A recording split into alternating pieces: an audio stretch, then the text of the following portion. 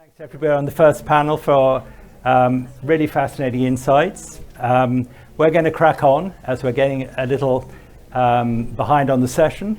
And I'd like to introduce first Kay Watson from the Serpentine. Kay, fire away. Shall I stand? Yeah, please do. Okay. Yeah.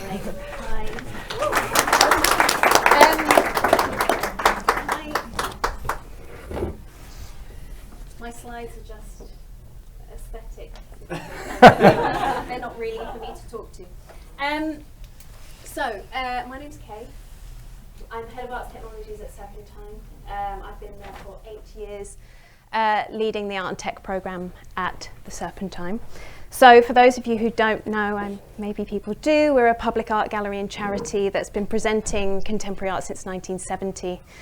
And the work that we do focuses on 3 strands predominantly, especially in terms of our research-focused work, which is ecology, technology, and community. We obviously do other things as well. So Serpentine Arts Technologies is the program that I'm leading and explores the impact of technology through art research and experimental projects, some of which you will be able to see here. And it supports artists to produce projects that use advanced technologies. We also, a key other element to our program, brings together people working in art, tech, law, policy, and academia to share knowledge and develop new ideas about technology and society. And some of the areas of our focus are blockchain, AI, and video games. And there's a few other things in between.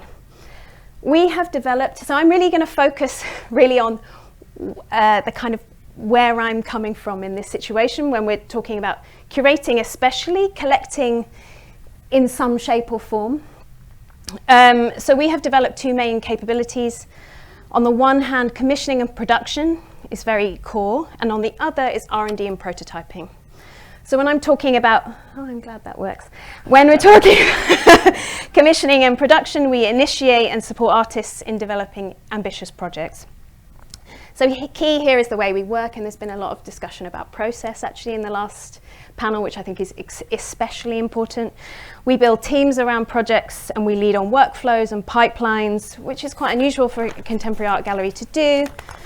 Most recent of which is not an AI project, is the development of an AI game. An AI game? It's a video game, exhibition and Web3 tokens, otherwise known as NFTs, registered on the Taex blockchain with the Brazilian artists. Shout out to Taex at the back there. With the Brazilian artist, Gabriel Mercer, that launched on Steam and in the gallery. And obviously we've done, I'm showing a selection of these here. We've worked with a lot of artists on the development of AI-focused projects in the past, some of which you'll see, which is, you might have to go back. I hadn't thought of that. We worked with Ian Cheng on the birth of the artificial life form Bob, Jano Sitella on a project called eMagma, Hito Steyl on a project called Actual Reality OS. We've worked with Demystification, we've worked with Rafik Anadol and Pierre Huyghe. I don't have time to go into what all of those projects were. Our next project, which I think is especially relevant to this conversation, is a collaboration. It's a collaborative project, an exhibition with Holly Herndon and Matt Dryhurst. You mentioned Holly Plus before. It's kind of the evolution of that Holly Plus project.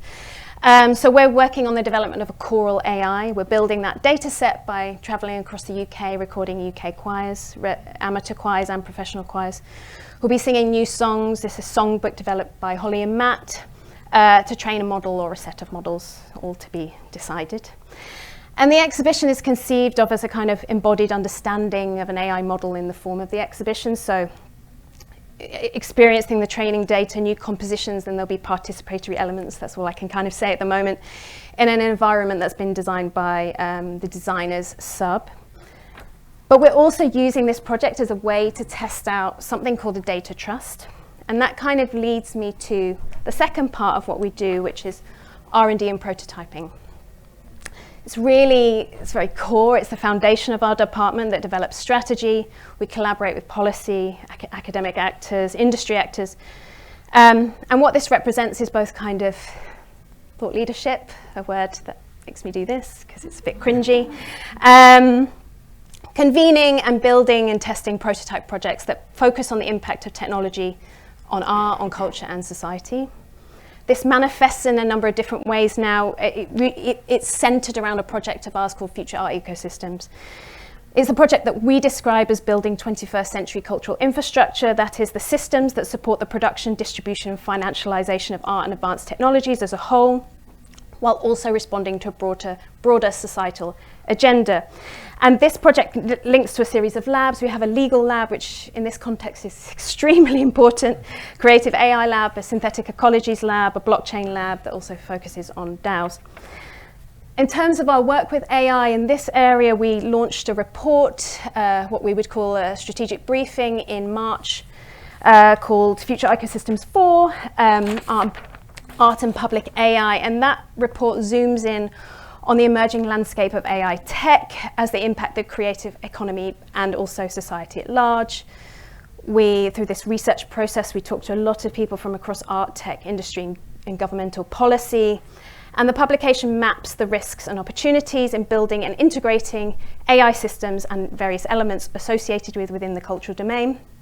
One of the things I think is important to say is what we try and do, aside from mapping the kind of landscape as it relates to culture, is to really interrogate, to really say that AI is a set of technologies, it's a stack, it's not just a behemoth. We're talking about the relationship between sets of technologies, we're talking about data sets, we're also talking about natural resources and computation and how all of those things intersect with each other. But also the publicness associated with these areas. And I think what's interesting about Botto project is this element of public and non-public. And we look at this as a sort of looking between thickness and thinness of publicness. It's obviously a really tricky thing to describe, but we try. So that has emerged out of our creative AI lab, which has been a space for long-term research by our department and King's College, that has been led by Ava Yeager and Mercedes Bunn since 2019. We're really looking at the back end, so the process of artistic production when it comes to working with AI systems. And the lab launched the Creative AI database in 2020, which is this index of which Luba contributed to in the first iteration of tools and resources, etc. So that is to say, we're very invested in and I've had a very holistic understanding of the impact and role of AI on art and culture. I think we might get to this, but what's also important is the kind of, when we're talking about it from a curatorial or institutional perspective, are the kind of skills we're talking about here, which are many very varied. As I was saying before, I spend, I would say, 50% of my time working on legal things and contracting, amongst many other things. So yeah, I'm sure we'll start discussing the rest of that stuff. So thank you for having me.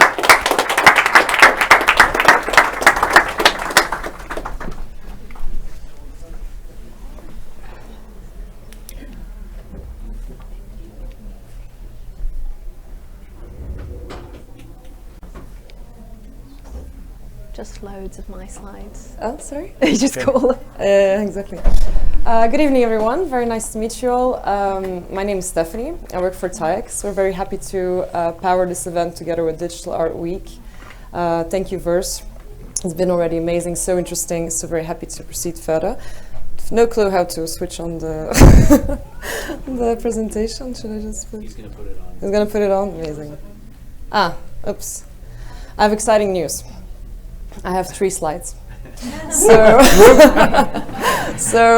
Taex, so we are a digital art platform hosting events all over the world. We showcase, co-produce, sell digital art. I want to put the spotlight on one particular event we're doing now, which is in Venice. For the whole duration of the Venice Biennale, we've taken over a building which we've called Scoletta dell'Arte, where we're showing the processes of digital art making, but of course the topic of the evening, AI. We have 3 artists there that work with AI, and one of them that I want to put in the spotlight is the female artist Funa Ye. The other 2 artists are Italian, Andrea Meragalli and Francesco Disa, who's actually just written a book, which I'm happy to tell about more.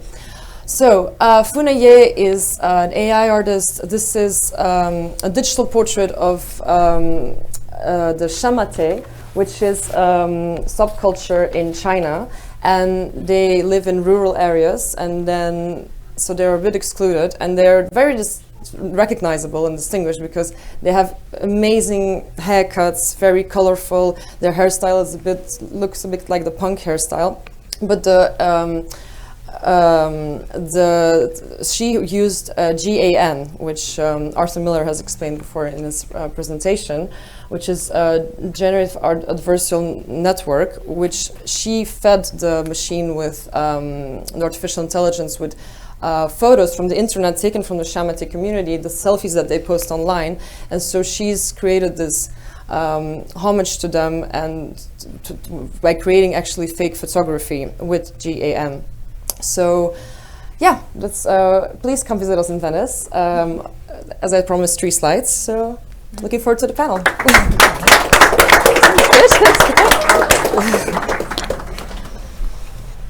wasn't quite ready. Want to do any slides? Let's see how it goes. Okay. Do I need to press anything on this? Okay.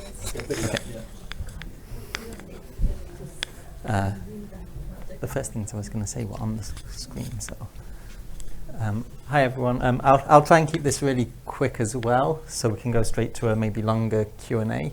I've got some notes here, but I'll skip quite a lot of it. I guess I'm Sam Mercer. I'm from the Photographers Gallery, which is an institution that is 53 years old this year. And I work on a digital program which began in 2012. It's a kind of research commissioning program which focuses on computational, social, ecological, aesthetic and political issues arising from the photographic image in network culture. The first few years really focused on the networked image, and we presented things like this, which was an exhibition of internet cats. We did GIF shows, really thinking about this kind of shift to how a kind of visual culture of the web wasn't necessarily being kind of translated or presented within specifically photographic institutions, and trying to kind of bridge a gap to almost challenge a 20th century model of institution about what is acceptable to show within there. Also in 2012, and in relation to all of this, was the ImageNet Visual Recognition Challenge, and none of us, I mean, at least in the Photographers Gallery, none of us knew what that was at the time, and it only actually began to kind of seep into what we were doing in 2016, when we began to do quite a lot of other work. We had a PhD, collaborative PhD working with us called Nicolas Maleve. We started to work with Luba on events around creative AI. We started a publication called, an online publication called Unthinking Photography. And we invited an artist to present on this screen, an artist called Sebastian Schmieg. And he'd produced a work in 2011 called Search by Image, in which he'd present an image. In the case of the one we showed, we started with this image, which is Lena, which is a very famous image within kind of image compression and computer science labs. I won't go into the story now, but in the work he takes the image, puts it into Google Images, and it comes up with the most similar image, and he creates a program which recursively goes through that. This is meant to be a GIF, it's not working, but it was a live program, so every day it would start from just one image and do this until the end of the day, where there'd be like 7,000 images. And it takes you on these kind of wild journeys of like what Google Images thinks is the most similar thing. This is what we invited him to do, and he did do this. But he said to us, and I'm just going to read a small quote, Lena represents a standard reference image in itself, the ideal against which algorithms are tested. However, modern computer vision applications have moved beyond such a clear reference. With big data and neural networks, algorithmic systems are now evaluated by their ability to understand abstract concepts. So the shift from single instance to concept allows for a computational system that have a seemingly better understanding of our culture. However, the algorithms and automation permeating almost every aspect of our daily lives, the data sets on which automatic decision-making systems are based, unfold with an uncanny efficacy while being rather undiscussed and invisible. So this was back in 2016, and he kind of proposed something that in some ways feels kind of a bit unethical, but he was basically trying to say, let's look at how the computer science labs were actually producing things and see about how we can do that, how we can make sense of that. So he proposed this project which was called Decision Space, and it was a small piece of JavaScript that went onto the Photographer's Gallery website on every image. So as people kind of went around, it would categorize all the images that we had on the website, whether it was a marketing image or a work, but it categorized them with these 4 terms: problem, solution, past, and future, which are actually quite ambiguous terms. You can't they don't necessarily have specific vision to them, and that was an intentional choice. But the aim was to try and build a data set based on images from the Photographer's Gallery's 50-year archive, to try and think specifically also with the audience. And the reason for that was also to think about who's actually being involved. And maybe this is the kind of point that we come from at the Photographer's Gallery, which is when we talk about AI, maybe similar to Kay and Bartek, we talk about these kind of massive systems, but actually what we really mean is a group of distributed, sometimes unpaid, sometimes low paid, sometimes voluntary workers who are actually performing quite a lot of tasks to produce the meaning of these data sets. That's something in photography, I'll skip that. This is Luba performing in 2017 at an event. This is the last thing I'll talk about. This is 2019. And again, we were really interested in ImageNet the way we describe it is the most important cultural image, the most important image archive that could maybe exist in the 21st century in terms of how much influence it's had on how we see the world today. The problem with all these image data sets is that no one really looks at the images. They get collated, they get analysed, they get tested, but no one's actually looked at 14 million images in one go, let alone the institution, which is much more interested in looking at an individual image than an entire data set. So the proposal for this was to show over a 2-month period every image from the data set, which was a kind of like gruesome. This is the cute part, but it's actually a really gruesome part when you get to things like skin conditions or like some of the more kind of misogynistic or like racist imagery that actually exists within there. But I think that was the point. No one's looked at, this is 2019, no one had looked at really what these images were doing. And we felt as a cultural institution, it was kind of our role to maybe begin, again, with an audience to think through what that was. Let me just check. That was part of a project called Dataset Match, which was all around image data sets. And one of the things that comes out of that is this book that I've got in my hand, which is called A Cat, a Dog in a Microwave. And these are some other commissions from there. This is a birthday party we held for the 10th birthday of ImageNet with its founder, Fei-Fei Li. These are some projects we did since. This is a project about machine and human collaboration to produce small fictions. This is the book. And then this is an open call we have right now for just to kind of say that we're still kind of thinking about this, we're still looking into it, and this is a open call that's on for the next 3 weeks to look to commission a new work around generative AI and its histories. But that's it. So I rushed that. Thank you very much, Kay, Stefanie, and Sam. I'd like to ask the audience a couple of questions before we move into general discussion. How many people here collect or have collected AI art? And how many of you actively curate AI art? Extremely interesting. Because what we wanted to talk about tonight is not just the curating and collecting of art, but the ownership of AI art. Because as the panelists have touched on, both sets of panelists, one of the critical things going forward is what is the future of the data set? And who owns it? Where does the power lie? One of the challenges we face at the Art Newspaper, where I look after the technology side of the publication as well as the general management of the editing side, is how do we help our readers deal with what is one of the great existential questions of our lives today, which is how do I interact with AI? And one of the burning questions is who controls access to the best tools? So how can an artist engage? How can an artistic institution engage when so many, ultimately the data sets are vested in large corporations? So what I'd like to do is to open up to the panel, first of all, to discuss how curating art in AI is different to other forms of curation. And then moving on to that, how that affects how people might collect it. So Kay, if I could go to you first, this interesting question of what is different about curating AI art, including in an institution like AI Art in Serpentine to other, what have you learned from your move into AI art curation?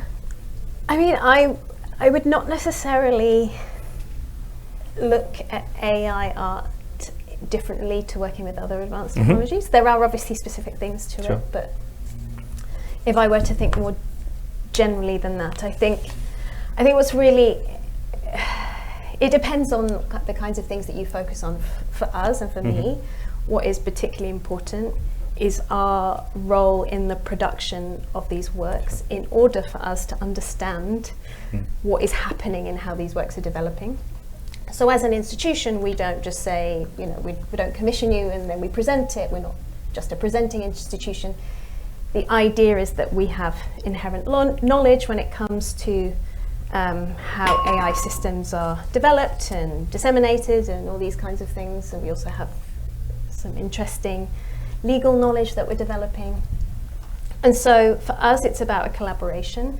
And I think that's kind of the thing that's been talked about a lot anyway. It's really not just about human and machine collaboration. It's really, I would argue that quite a lot of art, particularly when it comes to advanced technologies, is collaborative and it involves a lot of people and a lot of different skill sets.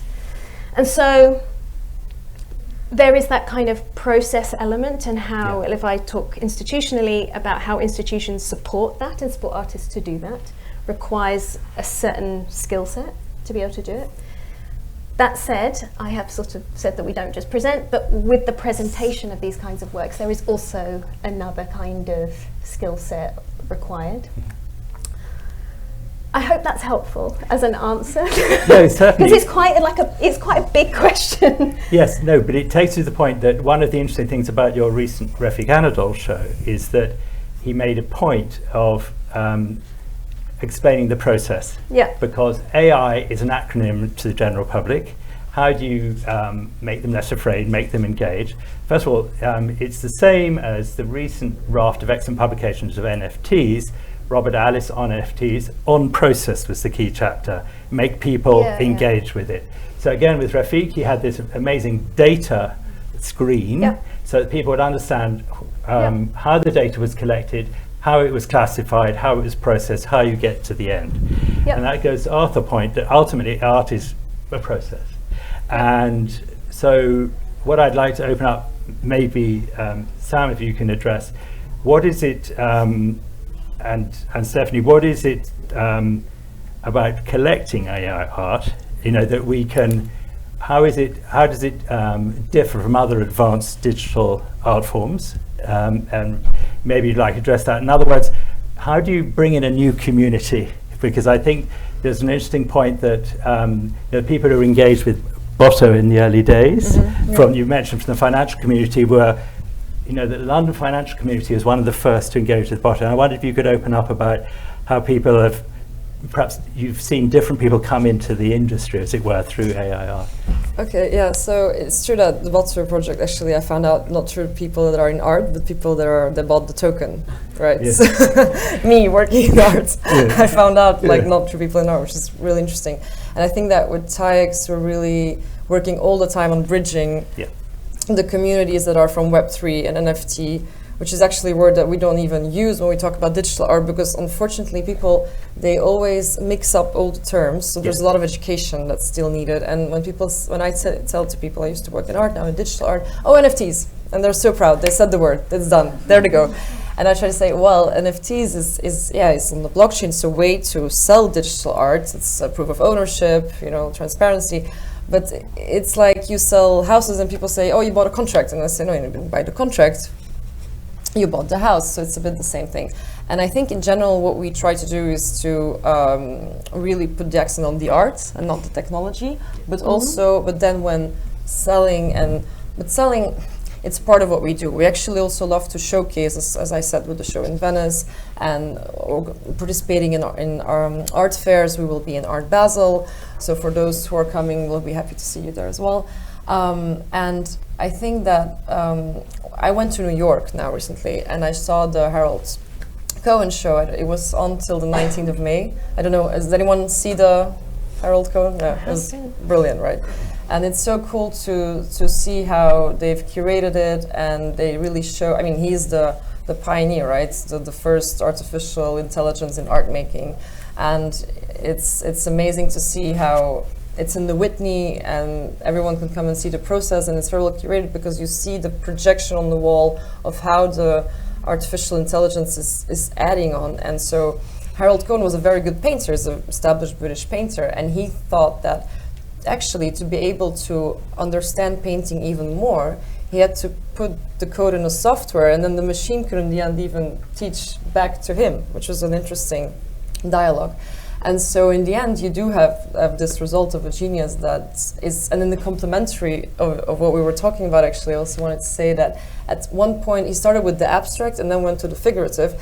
And in the abstract, he was, so when the machines were starting to, like the plotters were starting to paint what the software had created. In the beginning, it was not ideal, so you had to paint. There were no colors, so you had to paint above the drawings that were made by the machines. And this is genius when you think about it. So I think when we're trying to sell or to explain this new ownership, you have to tell the story that goes with it of the technology, but also of the art and the depth of what the artist is trying to convey. I feel like I want to slightly correct myself. Okay. Sure. Always, Kate. Yes, I think, when I'm saying I think that working with AI is the same with working with other advanced technology, I'm talking at a very macro level about how we approach working with artists and working with the sector. Of course, working with AI is its own set of skill and knowledge and things like that. So just to correct that, because I don't want to be misunderstood. Sam. I think a couple of things that I'd want to add are everything that I just talked about in the presentation, which is kind of between around data sets is between 2016 and 2021. And it was a very interesting context to work in. Like everyone that was engaged in the programs was really engaged and interested. And there has been a shift in the last 2 years, maybe not specifically, but within the context of a photography institution and thinking about the role of AI, the mainstream conversation has actually shifted. And so the role of the approach to curating AI is actually quite different. It is still about trying to unpick and understand what these new technologies are, but it's also increasingly about trying to navigate the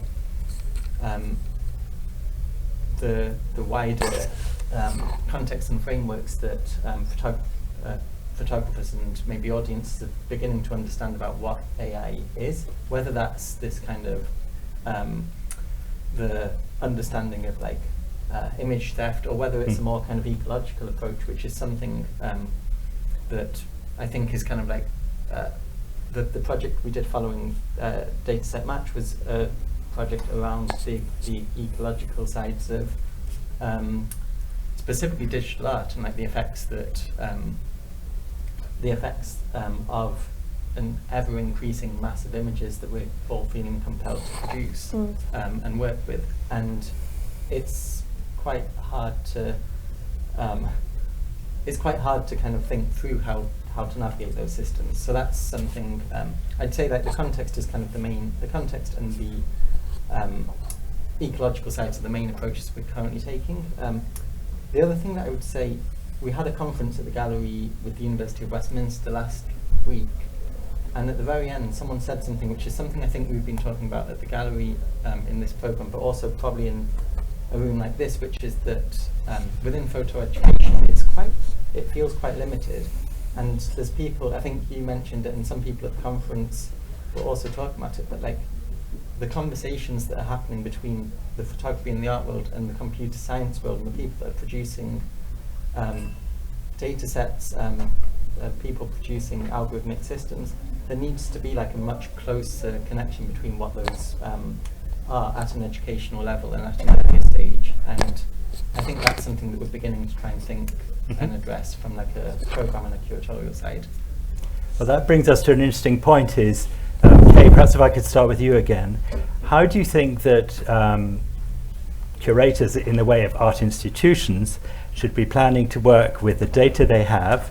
How should they plan it, in terms of data trust and other approach? How should they be planning to, as it were, introduce their data to this world in which so much of the information is controlled by large private corporations? How to engage? I think that it's a big question, and there are lots of different answers to that. Yeah.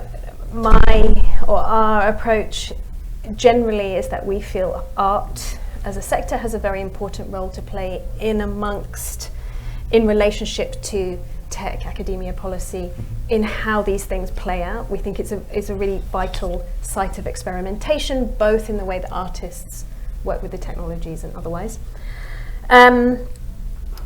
We think that the way that we're thinking about ownership in the context of the work that we do is not really just about thinking about the ownership of art per se. We're looking really about how the context of art can actually reconfigure more generally how we think about what ownership means. And really, a lot of work we're doing is really trying to focus on this idea of stewardship. And so there's something to be said about cultural institutions as stewards of data sets and what that means and what role they will have to play going forward when it comes to conversations with tech companies or other areas, but also understanding that there is inherently more value in a collective or the bigger data set. Our understanding of data as it is, if we think about GDPR regulation, is that this is very much focused on the individual, and we're really, our sort of thinking and approach is really thinking about collective and collective bargaining. We don't know how that's going to work yet. I guess it's worth saying, I sort of mentioned the word data trust and then I didn't say anything about it, sure. Which is what we're doing with Holly and Matt is that, we're going around and building this choral data set. We have hired, we're a data trustee, which we like to say is the first data trustee in an art institution in the world. Whether that is true or not, I don't know. But it's a nice word thing to say. And we're working with the Centre for Data Futures, which at King's College, amongst lots of other people, we have a really wonderful relationship and partnership with an organisation called Radical Exchange on the development of a data trust, or thinking through what that model of data trust would be for the data that we are collecting that's going into the model that Holly and Matt will be using to make new compositions, but it's likely to be an open source model as well. That is a really intense process. If anyone knows anything about doing community governance, it's really intense. And the idea is this is a bottom-up structure. It's collectively decided by all of the choirs what the right approach will be. So we're looking at lots of different structures, and this is all work in progress. And it's worth saying, this is what Serpentine is doing. It's what Serpentine Arts Tech is doing. We are making this, and that's really important about what we do as a team, is that we build and we make these projects. And so obviously we're doing it, it's part of this year-long collaboration with Holly and Matt, and they've been wonderful in working together with us to really, to want to go down this road as an expansion of what she's done with Holly Plus and the DAO structure around that. So it's a work in progress. We don't know how it's going to work, but we think it's a really valuable, important thing to do. I don't know if that answered the actual question. No, I mean it's an interesting one because we've got some examples from artists. So if we go to the case of Refik Anadol, who's built a large language model of his own, he's worked with Google for compute and with NVIDIA for help on that side. So if we go to institutions, Thomas Campbell in Hong Kong earlier this year was talking about the fact that institutions like his own in San Francisco need to be engaging with big tech to work out how to make the best use of their extraordinary data sets. And the question is how best, to go about it.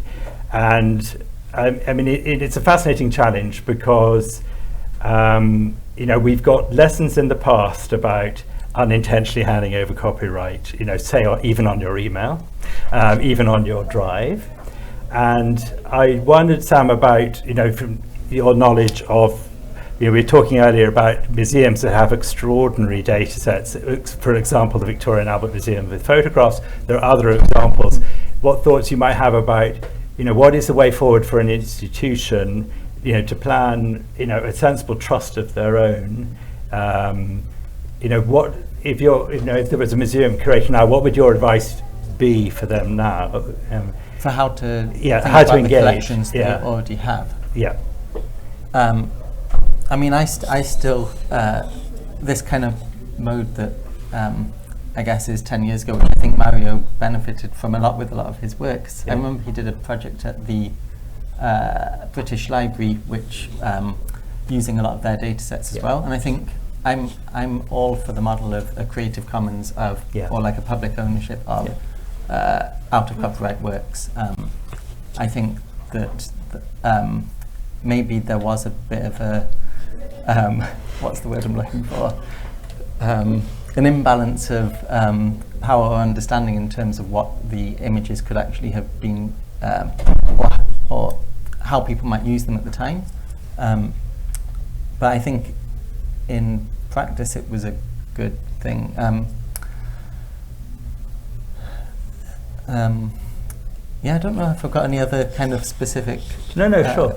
And I wondered, this might be a good opportunity, as we've got curators in the room and collectors in the room, to open the floor up to questions, perhaps starting, any questions that people have.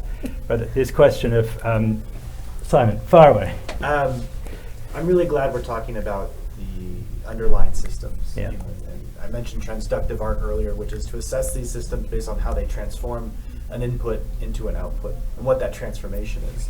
So I think that's where this stuff is most interesting. But I'm very curious about how you guys see the end aesthetic and how to assess that. I don't feel like there's much language to address the unique aesthetics of machine-made art. Everyone's, I think, commented on and presented work that is clearly machine-made, and we see maybe models from Sora, which is like this ultra-realistic, but it's not that interesting. It's stock footage. Yeah. So I'm very curious how you guys think about curating, both for that, but also both for the transformative aspect, but for the pure aesthetic of it as well, visual aesthetic. There was something that you said in your presentation about why has there not been a masterpiece of AI art, and it just reminded me of back in I think about it a lot, but it's back in 2014 or 15, and I found someone talking about some AI tests of AI music that he was making, and he had these 30-second clips and just describing why they weren't good. And I listened to them and I thought, this is amazing. I could see why he was saying it wasn't good. But for me, it's there's this issue of the fact that all of these questions are kind of still down to what we expect art to be. If we're talking about a machinic art or an autonomous art, I want it to be for the machine. I want to know that that these things are seeing something and they see value in it. And at the moment, the value is still all down to how we see the world. And personally for me, I don't want to sound too controversial, but I'm not as interested in that output. I'm interested in the massive images, but and I'm interested in the system that kind of produces it. All of the kind of the stack, however you call it, the output is it becomes like a very personal thing depending on what. I think you described it actually very well. It's like someone argues for it, and that helps the piece that gets minted become the piece that gets minted. It becomes a very personal thing, but it's not about the machine having a vision. But yeah. There's an interesting point which I'd like to open up and to answer a point. It's surely down to the way in which a lot of the dominant models have been assembled, scraping from the internet. We ran an interesting piece last autumn about people who are actively involved in trying to intervene, and Holly Herndon is much involved in this, intervene in what is basically a canonical set of images, which is the sort of stuff that has been on the internet for a long time, rather bro-ish, rather social media-ish, rather computer-based, rather developer-biased. So the result is, when you put through a mass where you look at these big things like stable diffusion, what they're drawing on is ultimately rather a techie lot of images. And so in other words, the balance is wrong. The balance is what is free and easily available to scrape on the internet. And it's a very, very interesting point, because the result is you get a very sort of white Western canonical bias in these models. And that it's very interesting to look at where people have looked to intervene by putting in more diverse imagery that they've created from their community, what the result is. And then do they then become complicit in the whole game by doing so?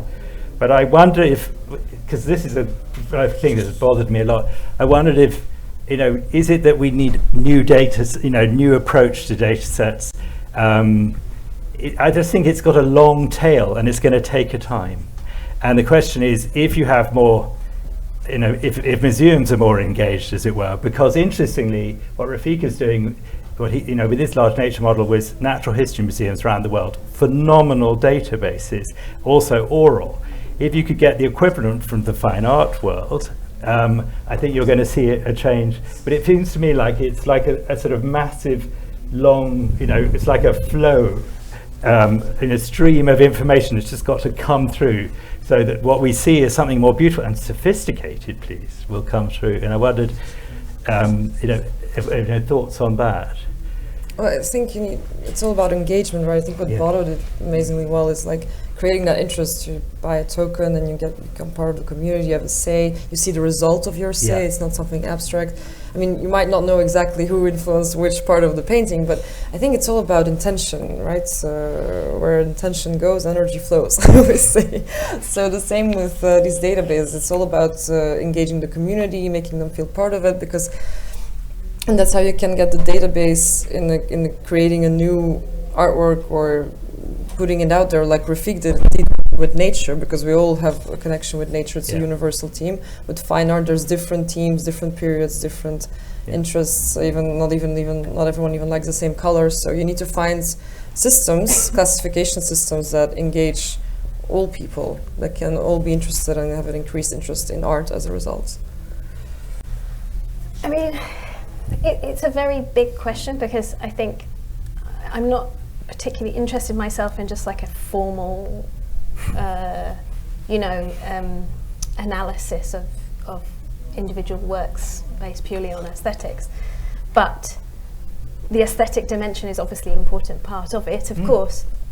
But I do think that the kind of one of many things that makes something a work of art, whether it's like an image or whatever, is the kind of world building narrative element to it. So I think that is, whether it's art or not, whatever, like art is what you say, sorry, like it's kind of the context in which it appears, if you like, or the context in which it's made. So much of it is based on context. But I think the narrative and the world that is built around a project is that element, and aesthetics obviously are a component of that. And I think, if we look at histories of art and technology, there is this like sort of peripheral or fringe nature of the experimentation that's been happening with technology for a very long time, and there is still a kind of dominant history, which is like the EAT history. There are obviously lots of other people we could talk about lots of people. We could talk about Rebecca Allen, who I go on about all the time, who I think is a very important and amazing artist who no one knows. So yeah, there are so many things that are the things that are creating meaning, if you like, and engagement. I also want to comment because Catherine's here as well. And a few conversations we've had with Catherine and Natalie Kane at the V&A is also this, you know, I don't work in a collecting institution. We commission and we produce, we think about archiving, but I'm not an expert when it comes to that kind of collecting. And I think there was conversations we've had which are around obviously the difficulties in collecting work that's been made with either proprietary or models, you know, thinking about this in the long term. But then also with that, the fact that there is sort of opacity to how those models are made, whether it's the data set or whatever, which then led us to, you know, talking about cultural memory and how much cultural memory is being created. You know, it's exactly what you're saying in terms of the focus on the data set, but there is a potential, and this is not my thinking, it's what's coming out of the V&A and a few other people, that there is like a whole piece that might be missing from this moment of the kind of the sort of the process and the underlying nature of how these things, certain artworks have been made. Yeah, that is a very roundabout way, because I think there's no straightforward answer to the question, and a lot of it is also time. And there are obviously there are a lot of people who have been making work for a long time, and as those works become more established, and I think the role of crypto and collecting in that has done a lot to kind of establish some of that. These things become more into the world. I mean, I for one have seen some very beautiful AI art, and I'm sure, as anyone here in the room would like to volunteer, you know, beautiful, sophisticated AI art, I'd volunteer Robert Alice's Christie sale recently in New York. I mean, that, you know, there was basically a textual archive he used, and, you know, astonishingly beautiful things. And I just wondered if anyone else wanted to raise questions of, you know, somebody who's gone beyond that dominant aesthetic. It'd be lovely to talk about it. Any other votes for beautiful AI art? Because I've certainly Catherine. I would just, try and figure out the boundaries of how we understand AI art. Yes, one person that I would really put forward here is Su-Gwen Chung, Yeah. and they, as an artist, do not fit this aesthetic that seems to be the conversation that we're having here, which is prompt-based. You know, Maybe you can explain, which maybe if not everyone knows. So they're an artist that works with AI and advanced robotics, and I mean there's a series of their works, but they essentially have quite a performative painting practice with iterations of this. It's called DUG, Drawing Operations Unit. Drawing Unit Generation 1, 2, 3. One looked at computer vision, 2 looked at ideas of memory, and there's different scales, and I know Ludo knows a bit about the practice as well. But it's just different ways that we might think about the presence of AI in art making today, and not only think about it in terms of prompt-based commercial technology. I would also add to that, you don't make video games without AI, and obviously game engines are a really one of the most important technologies in terms of making simulated reality or world building, and you know, AI is a key component. It's also key to the history of how AI is developed, is video game technology. So there's also that is another example of that. Right, I think we're out of time now, so thank you See very much to both works, and thank you for all our speakers.